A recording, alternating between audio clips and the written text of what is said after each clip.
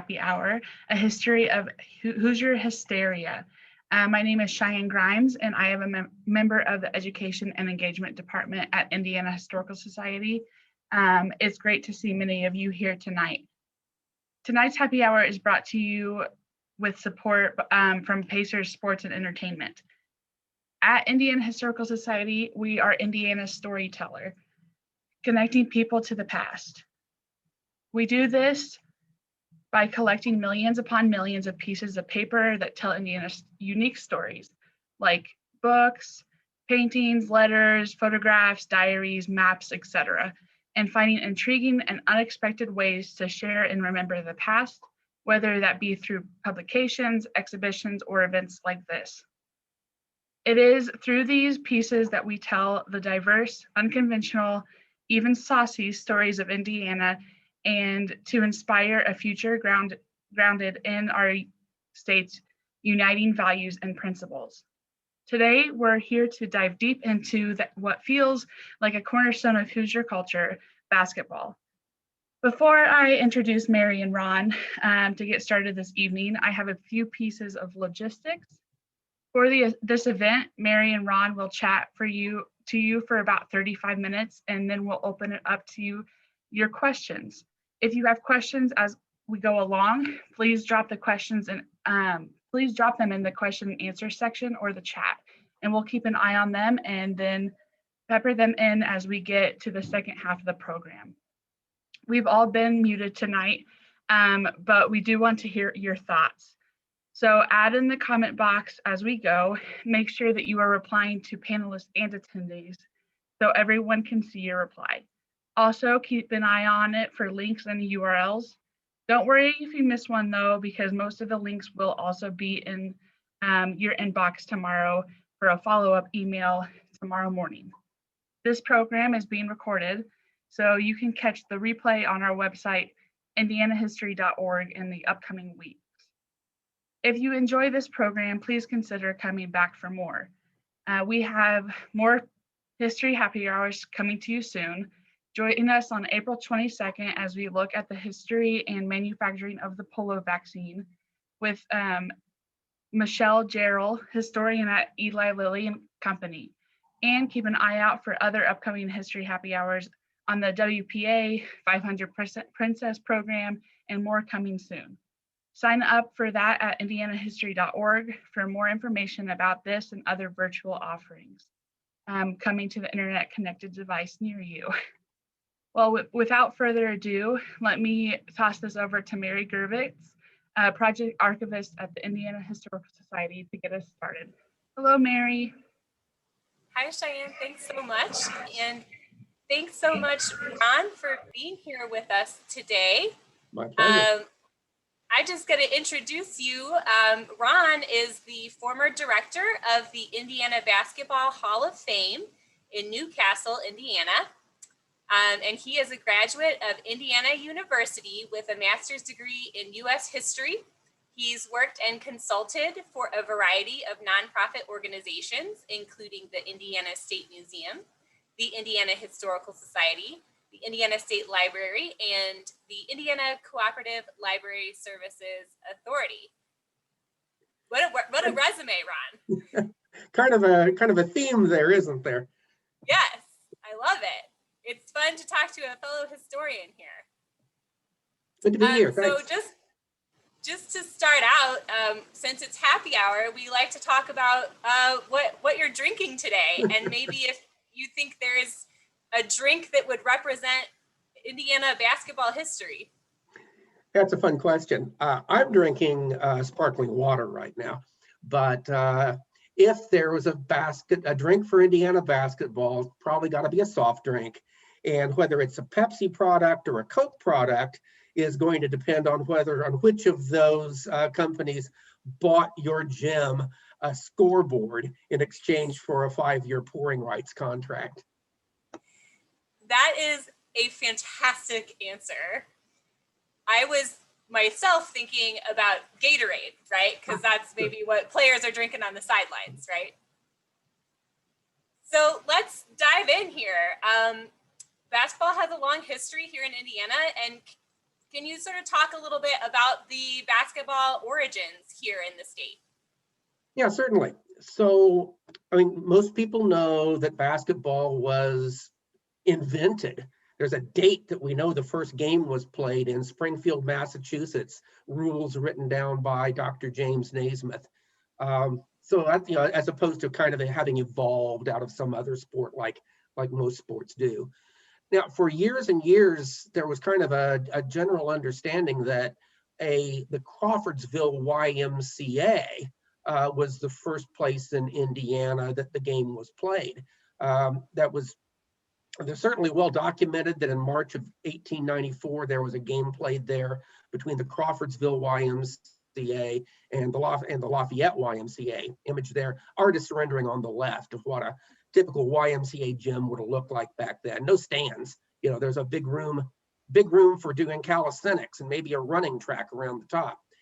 Now, in recent years, just in the last 3 or 4 years, Chandler Leidy, who was with the State Library and is now the director of the Indiana Historical Bureau, has had access, because newspapers have been digitized, he's had access to resources that weren't out there before. He's found out that the game was actually played earlier than that in other places. Maybe at the earliest was at Manchester College in the summer of 1892 as just part of their field day. But what isn't, I mean, one of the things that is true about the mythology of Indiana is that Crawfordsville still really is the sort of the birthplace, the cradle of Indiana basketball, in as much as when, well, actually kind of dates to an Indianapolis Shortridge grad named Ralph Jones, who coached at Crawfordsville High School and Wabash College in the 1900s. Before he went on to coach at Purdue and then Illinois, where he learned football, and he ended up as the coach of the Chicago Bears football team. But yeah, but when Ralph Jones was coaching in that part of the state, many of his proteges ended up coaching at Crawfordsville and Lebanon and Thorntown. And those schools in those 3 counties won like the first 8 state championships. So first of all, one of the things that tells you is it really took basketball maybe 20 years to really be a statewide thing and not just something sort of centered around Crawfordsville. It didn't sweep through the state overnight. But and it also just kind of goes to show when Crawfordsville likes to claim itself as the birthplace of Indiana basketball, even if it wasn't the part where the first game was played, they certainly have a really good claim to that, to that title. Sure, absolutely. I think actually in our collections here at the Historical Society, we have a little piece of that has a little medallion on it that says this is a part of the first basketball court in Indiana. Or something like that. When they tore that gym down, Hooks Drugs, yes, another great Indiana name from the past, bought the floor up and made those things up as kind of souvenirs. So it's glad to know one of them's in your collection. Yeah, I came across it the other day when I was doing some other research and thought it was interesting. Yeah. So we talked about, Crawfordsville sort of being the center of things, and then we're sort of talking about the expansion throughout the state. And, basketball gained so much popularity amongst Hoosiers. So why do you think it really took off here? Yeah, so I mean, honestly, I think there are really strong historical reasons why Indiana became a basketball state instead of some other, some other sport. And it had to do, I love that photo that was just up about with the interurban car in Lebanon. All these things that kind of came along at the turn of the century, spectator sports dates to the start of the 20th century. But, so you've got all these developments in labor-saving devices and the shorter work week that make a weekend and spectator sports possible. But, transportation, you could all of a sudden, it's possible to go from Anderson to Lebanon on a Friday night to watch a basketball game. But I think, here in Indiana, what you've got is an agricultural economy at that time of year. And you got kind of a relatively dense population where there's a small town every 6 miles that has its high school. And a lot of those high schools are way too small to ever get a football team together. but they can get a basketball team together. And Sure. if it had been a football state, well, the farmers necessarily can't go watch games in the middle of harvest season, but basketball's the downtime for an agricultural society. And so I think That's they a were great point. there's basketball. I mean, it makes sense historically that basketball was going to take root in Indiana the way it did. Sure. And can you tell us a little bit about, because the game itself has evolved from those early days? Because did I read somewhere that early basketball games were played, you didn't dribble, you just had to pass back and forth? Is that true? Right. That was the original rules. Those were Yeah. changed, I think, in the first few years of the game. But it was called passing the ball to yourself. Yeah. But I think probably one of the biggest changes maybe the biggest rule change in basketball was that up until 1936, you went back and had a jump ball after every basket. And so a team with a very tall center could control the ball the whole game. And so Yeah. I think that's probably the rule change that made the biggest difference, because it definitely had a more equalizing effect on the game. Sure. Yeah. I also feel like it would kind of interrupt the flow. There's no fast breaks. There's no, Oh yeah. Well, speaking of fast breaks, that really is an Indiana contribution to the game. I mean, maybe not. We weren't the only place where it developed, but Ward Lambert, the coach at Purdue from the early 1920s through 1947, was kind of widely seen as the inventor of fast break basketball. Although, the early Indiana Hoosier teams under Branch McCracken were called the Hurricane Hoosiers for a reason. And I always like to say that, I always like to say 36 or 37 was when the back jump ball went away. I would like to say that one of the reasons that Indiana was able to be a pioneer in fast break basketball was because all the players on these teams had what Malcolm Gladwell would tell us today was the requisite 10,000 hours to be an expert. Yeah. So, and I think one other thing then, the evolution of the jump shot, which, once again, wasn't invented in Indiana, but maybe Indiana perfected it. I think from no one really knows when somebody first started jumping up and shooting the ball at the top of their jump instead of the previous accepted two-handed set shot, which was considered more stable. A lot of folks identify Kenny Sailors from the University of Wyoming in 1943 as being the first really good jump shooter. But Indiana, by the late 40s, you've got Davidge Minor from Gary Frable was considered the first Indiana jump shooter. But then, by the 50s, you've got Oscar Robertson and Bobby Plump and Jimmy Rail and into the 60s. I mean, the great shooter has been part of Indiana's tradition for almost as long as the jump shot's been there. Sure.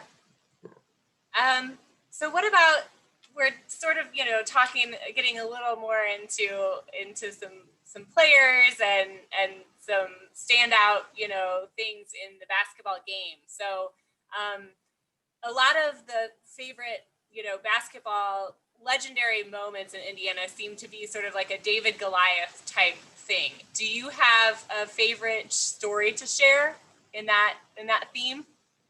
Well, a couple. One of the things I like to say is everybody's favorite story is their own. I had the opportunity to be the manager on a team in 1974, the last year that Little Akron High School ever existed. We won the sectional by beating the undefeated number 8 team in the state. So I was sold on this game at that point. But I think one of my favorite stories I don't think gets enough attention is probably the story of Argus High School, the Argus Dragons.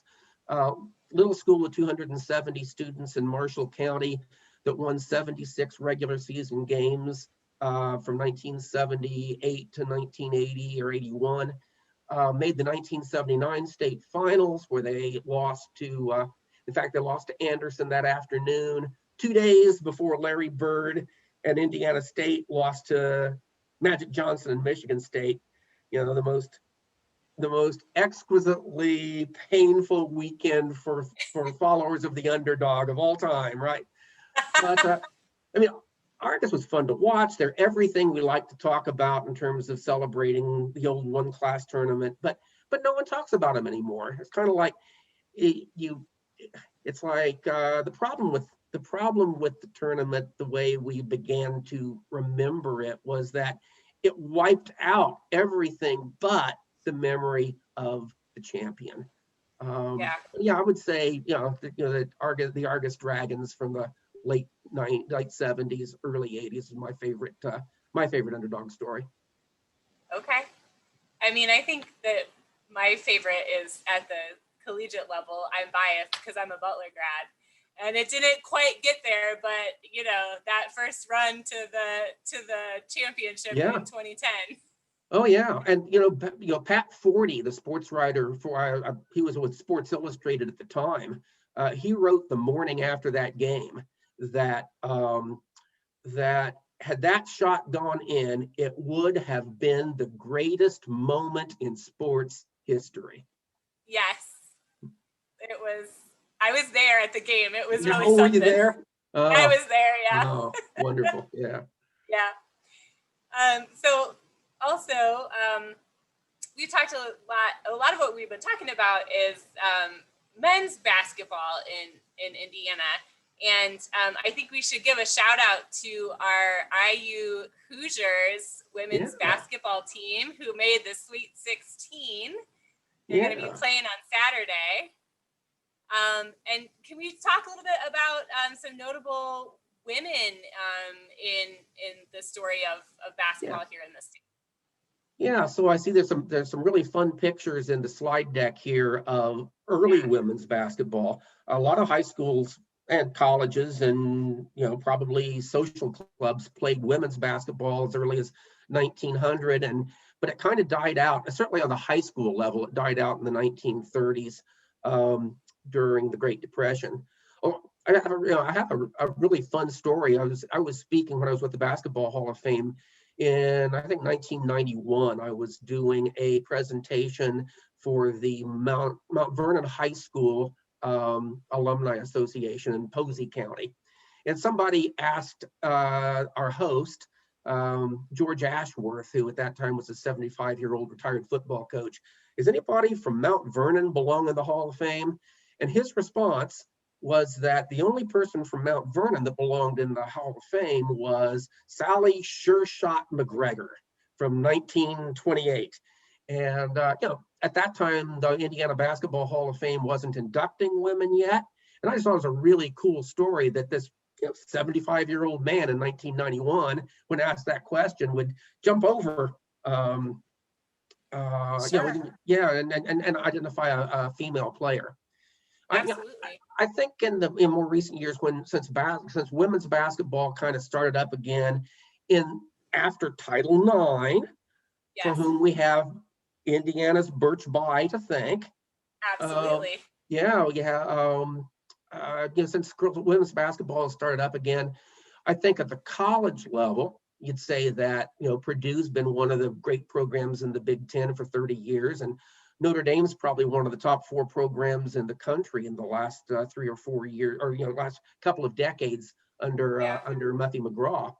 But I also think it's important to Indiana basketball, Indiana University basketball had a player named Tara Vanderveer in the 70s, who went on to coach Stanford to a couple of national championships, and she coached the U.S. Olympic team and a lot of the coaches that that came, Kelly Curry, a bunch of the former of her assistant coaches came back and became part of the Indiana women's tradition. You name the great female basketball players on the professional level, and anybody's list of top 10, maybe the top 5 is going to include Tamika Catchings with the Fever. Now she's not from Indiana originally, but I think it's fitting that Indiana should have a name on the top 10 list, and we do. Absolutely. So let's see here. What about, we're kind of got into a little bit about the NBA here. We talked a little bit about professional women's basketball. So can you talk in general, what role did Indiana play in the creation of the NBA? Yeah, that's another really undertold story. Although there's a great book, Todd Gould's book, Pioneers of the Hardwood, which I'm sure is still in print, certainly available to the library. Really good story about how in the earliest years of professional basketball, the NBA was really the last of the professional sports to develop into what we recognize today as the modern league. All through the first half of the 20th century, professional basketball was barnstorming. It was the Harlem Globetrotters and the New York Wrens and teams that just drove from town to town to play games. And Indiana had the Fort Wayne Hoosiers and the Indianapolis Coutskis and the Indianapolis Emeralds, and we had a big part of that story. But when the actual current NBA got started in 1949, it was the merger of two existing leagues, and there were 17 franchises, and 3 of them were in Indiana. The Fort Wayne Pistons, which now are the Detroit Pistons, but it's the same franchise. And then the Indianapolis Olympians and the Anderson Packers, both of which only survived for 3 or 4 years. But in 1950, you're looking for markets that can sell tickets and fill basketball arenas to do a professional league, and 3 out of 17 cities were in Indiana. Wow. Yeah. Now, I saw we got some good pictures of Bobby Slick Leonard from Terre Haute and Indiana University, who was the coach of the ABA Indiana Pacers. After the NBA actually, kind of slid down from 17 teams to 10, and Indiana lost its franchises. Then in the 1960s, you've got this rival league that comes along with the red, white, and blue basketball and the three-point shot. And the Indiana Pacers were the, they were the franchise, the flagship franchise of that league for its 8 or 9 years of existence. And only 4 teams from that league survived to get merged into the NBA. And sure enough, the Pacers were one of them. Yeah.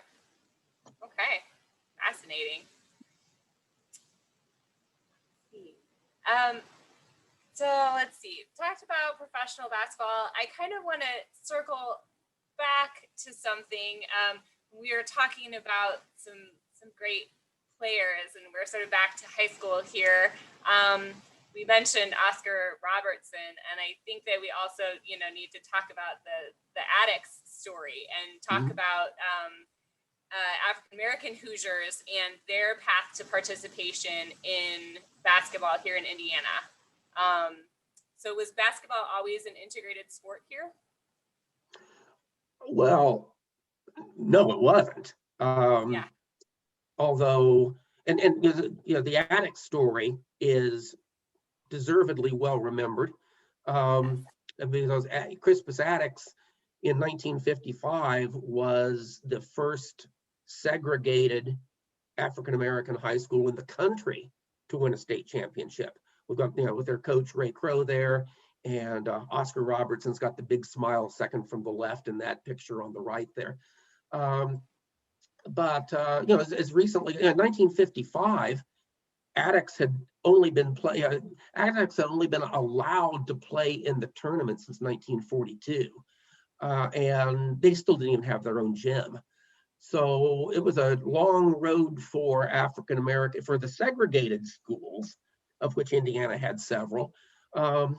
And as far as individual teams, story was not a whole lot better, although it started a little bit earlier. 1930, Washington High School had a center named Dave DeJernitt. I think we've got a picture of him in here. We got a funky old scrapbook with pictures taped into it of him. Yeah. But yeah, so Washington High School with Dave DeJernitt won the state championship in 1930, and the following year, there's Dave. The following year, Muncie won it with a center named Jack Mann. So those were the first two integrated teams to win state championships.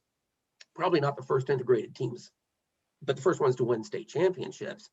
Now, Sure. one of the things that's kind of fun to know, Dave DeJernitt went on to play college basketball at what was then called Indiana Central, now University of Indianapolis, which is also the same place that Ray Crow, the coach of Attucks in the 50s, where he went in the 30s as a player, and his younger brother, George Crow, who went on to be a Major League Baseball player with the Cincinnati Reds. And in 1939, the first time that there was an Indiana All-Star team named to play against Kentucky, with a Mr. Basketball named by the sports writers, George Crow was the first Mr. Basketball in 1939. Okay. You know, so Yeah. you know, it's one of the things I kind of like to say is because basketball is a meritocracy, there were some things that were possible in locker rooms years before they were possible in boardrooms in Indiana. Sure. Absolutely. Okay. Oh yeah, and let's not forget also while we're talking about that, Yeah.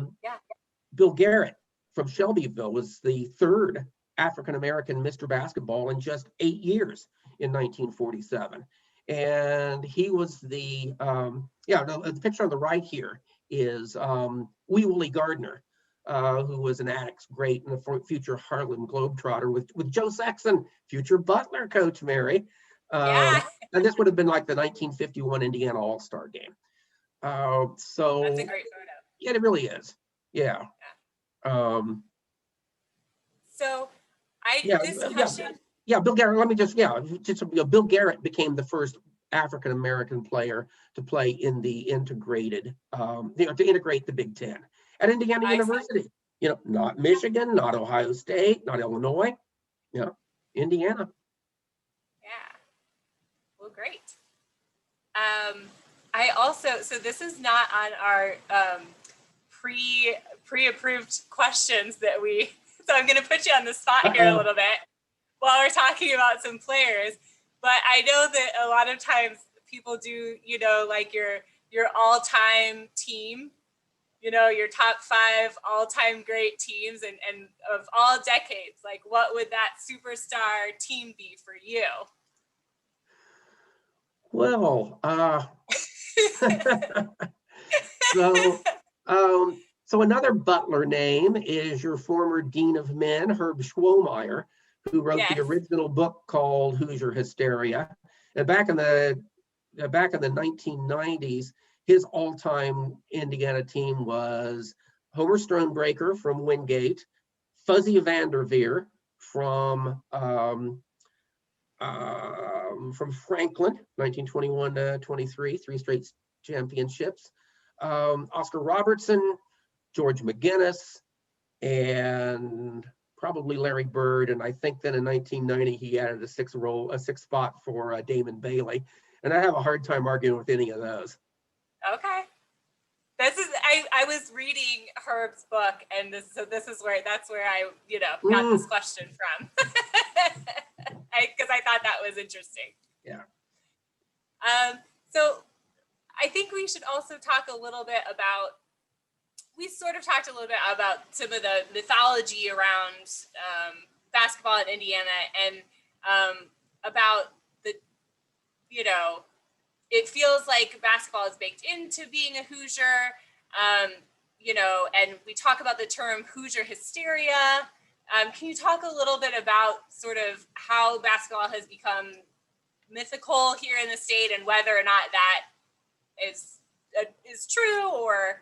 Yeah. Well, I mean, that is sort of, I call that the Jacques Barzoon question, sort of based on the old quote about he who would know the heart and mind of America had better learn baseball.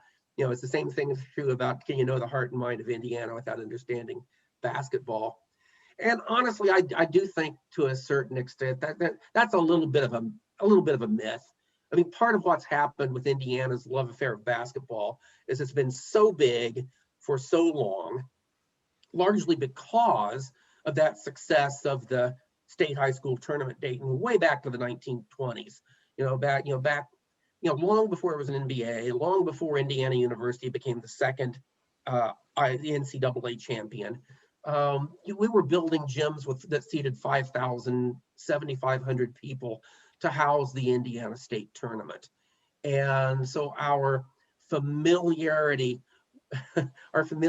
with the game, or our love affair with the game, kind of, I think we project values onto it. I don't really think that basketball, if there is an Indiana culture, I think it does have to do with kind of this sense that James Madison talks about in The Indiana Way, and that John Whitlow Martin talked about back in 1947 when he wrote Indiana and Interpretation, that that we have this idea that we are descendants of yeoman farmers, and where we cheer for the underdog and the self-made man, and all those all of those kind of cultural values, we project them onto basketball. Probably basketball may be the least good game for us to love if we really believe in the underdog and the self-made man and the kid who can make himself into a star by practicing and overcome the fact that he's not 6'9". We should be a soccer state or a baseball state if we were choosing our sport based on our values. But I still think that it's an appreciation for rallying around a community. That probably still is something that even though the high school tournament isn't what it used to be, that's probably something that basketball kind of did kind of insert into the humor, into the Hoosier values. Sure. Well, and I noticed you sort of made a little comment about the tournament not being what it used to be. So do we want to talk a little bit about the class system and how that changed things? Well, sure. I know that's sort of a controversial point sometimes. Well, yeah, I guess still 25 years after it happened. Sure. Yeah, I mean, another thing I like to talk about is how the high school tournament, which by 1920 was involving every high school in the state, except for the Catholic schools and except for the segregated Black schools, but it really was sort of the precursor of today's NCAA March Madness.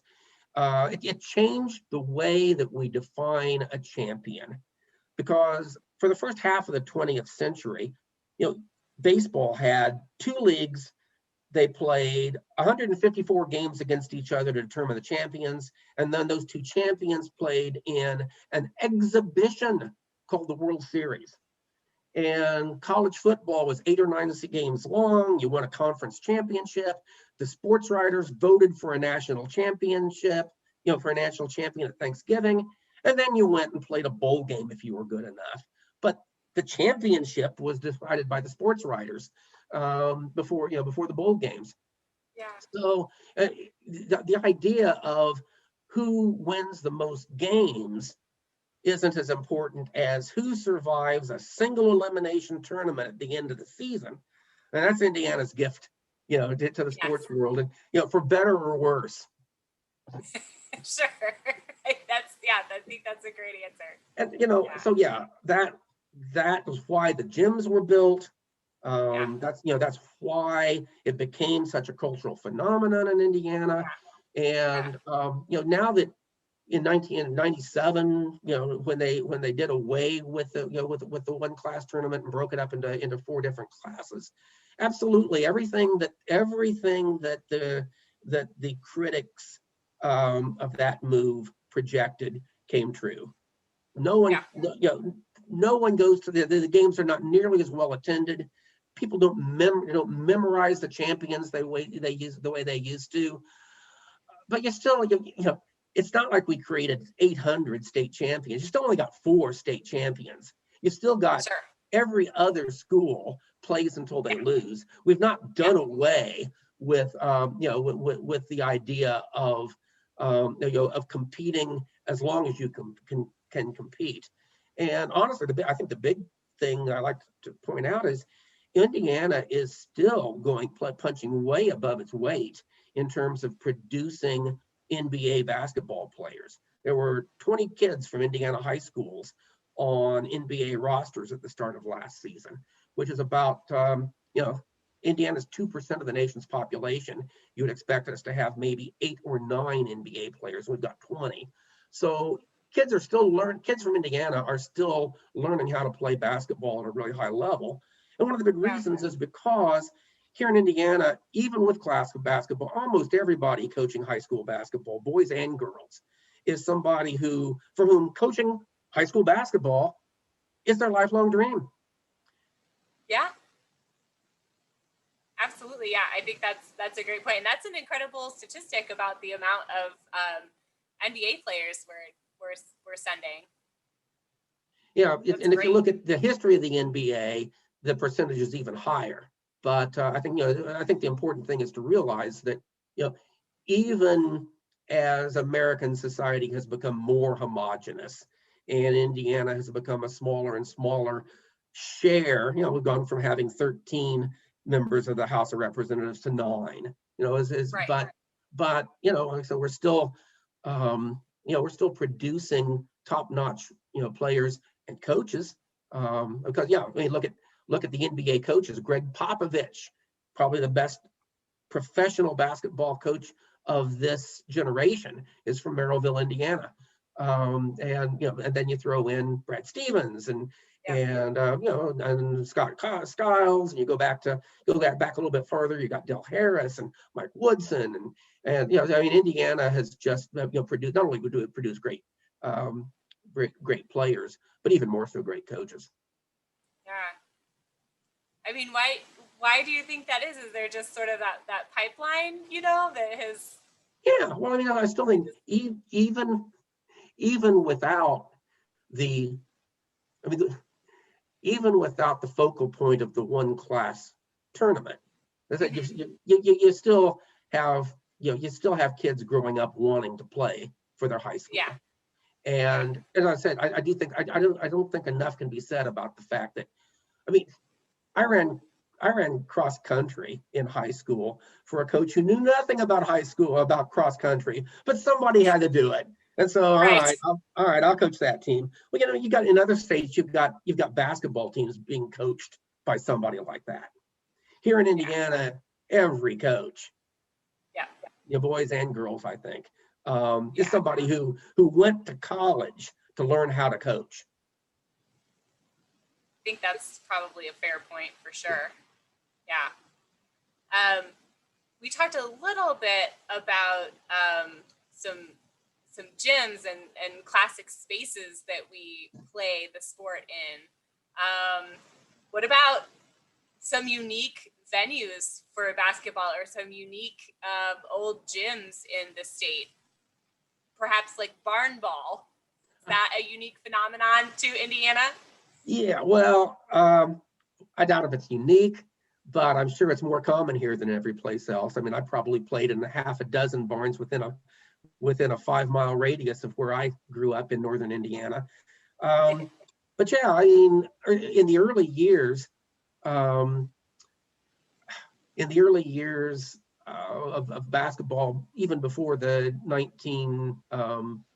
the gym building craze of the 1920s, lots of high schools would play their games wherever you could put a hoop up. So there are all kinds of stories about games being played in lumber yards and skating rinks and on the stage of an opera house and things like that. And one of the things that barn ball, call it, that does is sometimes it teaches kids, well, you might say bad habits.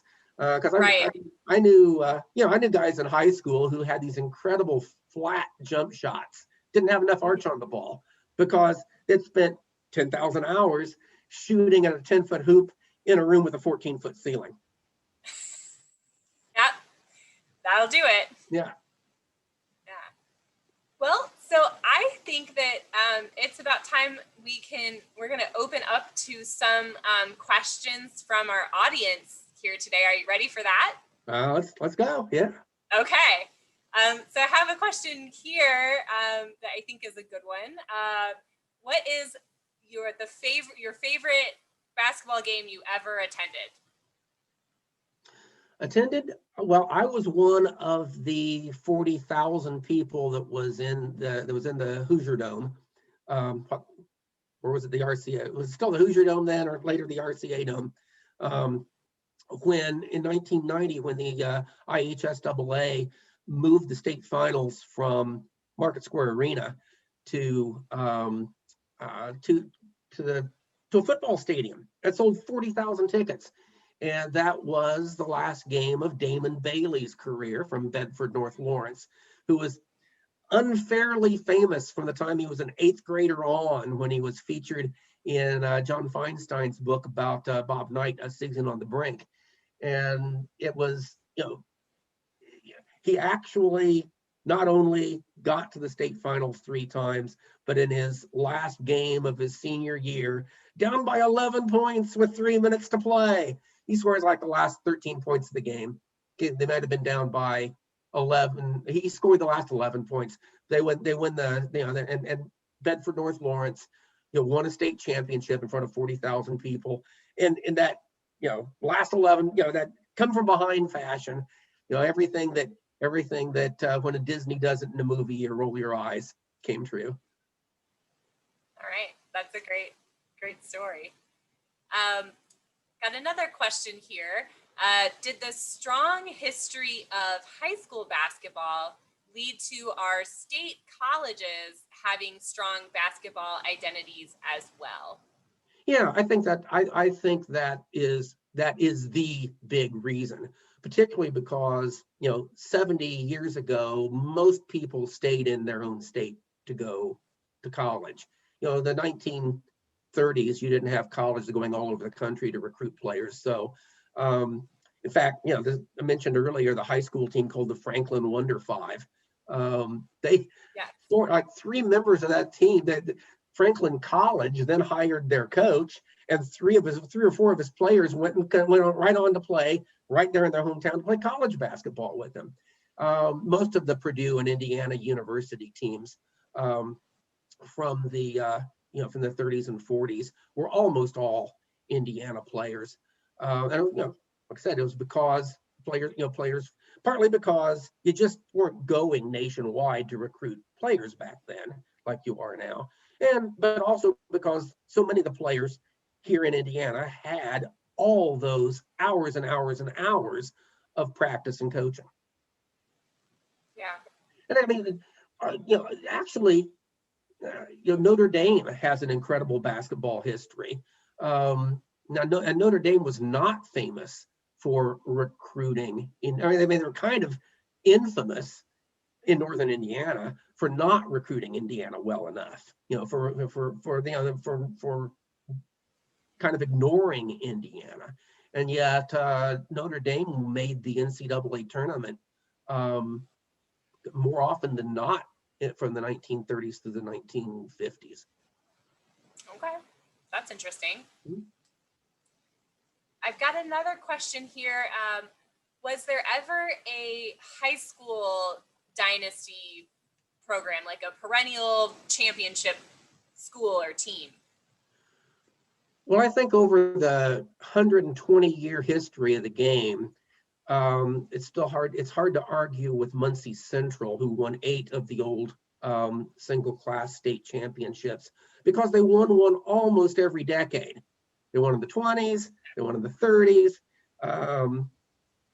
may have skipped the 40s, but then won 2 in the 50s, they won in the 60s, they won 2 in a row when I was at Ball State in the 1970s. So, different coach. You can look at Marion under Bill Green that won 5 from 1975 to 1987, but that was one coach.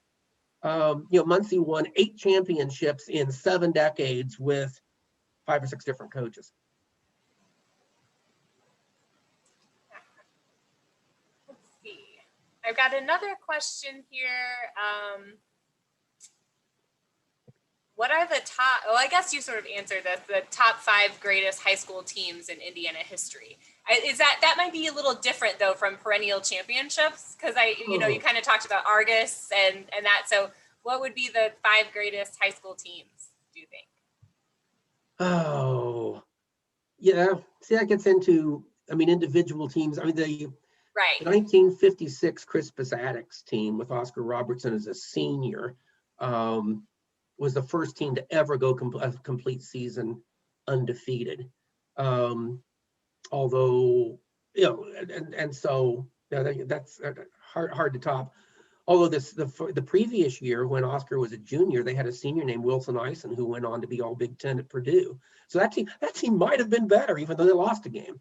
So Indianapolis, Washington in 1969 with George McGinnis and Steve Downing and Wayne Pack, undefeated all season long. Oh, they won 2 games in the state finals by like 1 point and 3 points. They almost went undefeated with that lineup and almost got beat. So, I think that's the tough thing for me in terms of identifying a top 5 is you start by looking at the champions, and then you realize that there are years in which there were just incredible teams that got a really, really bad draw in the say-on, had to win 5 games. We're seeing that a lot these recently here in Indianapolis, where you got such great programs at Ben Davis and Pike and Lawrence North and Carmel, and they're all playing each other in the same sectional every year. Yep. Yeah. Let's see. Get you another question here. This is kind of an interesting one. This person says that when they were in high school in the early 1960s, the state championship was conducted over 4 consecutive weekends, and sectional, regional, semi-state, and final champions were determined each weekend. The champions had to play 2 games on Saturdays to win, afternoons and evenings. When was the schedule compressed? And was it when the single class tournament was ended? Yes, that's when it was compressed. Yeah, it was played the way our viewer describes from 1937 till 1997. And prior to 1937, it was 3 weekends, and then the 16 team, all 16 teams that won regionals all came to Indianapolis for 2 days, and they played 8 games on Friday to whittle it down to Saturday, when you played 4 games in the morning, and then 4 teams came back to play 2 games at 3 o'clock and 4 o'clock, and then the winners came back and played at night. And that would have been a test of stamina, I'm sure. But yeah, the classic design that our listener talks about was in place for 60 years and only went away because the class tournament, you no longer had enough teams in each class to have to play 2 games on 4 consecutive weekends. I can see with that kind of a brutal end to your season and the road to the championship why the single class tournament was really such a big deal, right? Last team standing. Oh my goodness, that's grueling. I did not realize that that's how it was done. Yeah. Although, again, for most of the, everyone is playing 2 games a day for the regionals and the semi-states and the and the state finals. Honestly, one of the things I would love to have the chance to have a time machine and go back and experience. I would have loved to have watched the state finals from 1935 or 36 with 16 teams, 16 schools in Hinkle Fieldhouse, then Butler Fieldhouse. Right.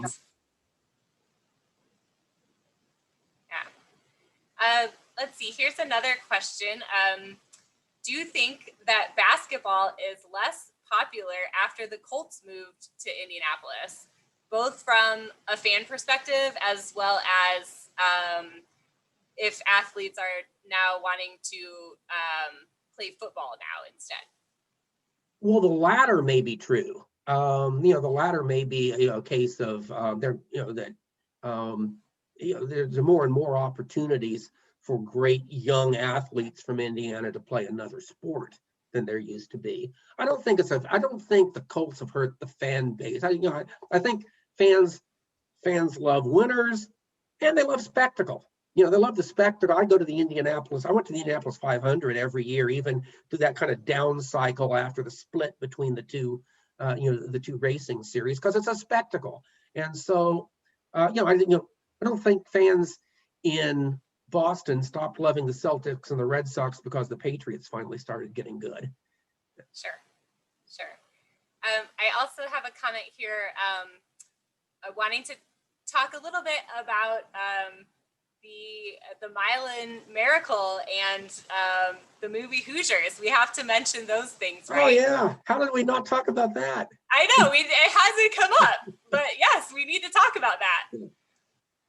So yeah, so 1954 was when Milan High School, they're from down southeastern Indiana, won the state championship. Actually, one of the things is the movie Hoosiers is loosely based. I've talked to Angelo Pizzo about this. He'll say it's loosely based on that story because this wasn't a team that came out of nowhere.